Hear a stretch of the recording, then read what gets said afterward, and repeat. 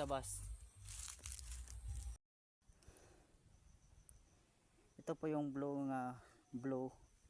Yung ganyan po bossing oh. Ito po yung blow.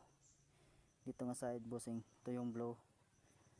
Papunta yung dito sa white na red. Ito po yung pulser. At ito naman yung black na may white.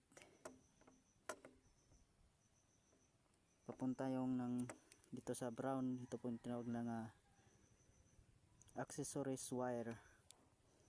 Ito yung pulser, ito yung accessories wire. At ito naman yung green dito nga side. Papunta siya sa ground. Ito po yun, itong yellow na may black. Ito po yung ground.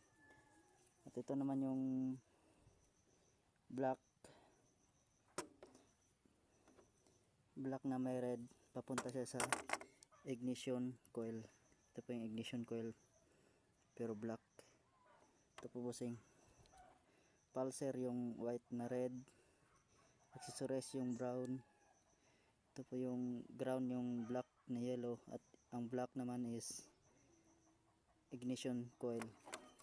At pag lagay bossing dito, pulser dito sa blue, accessories wire dito sa kabila, dito itong itim. At ito naman green is ground tong green. At dito ay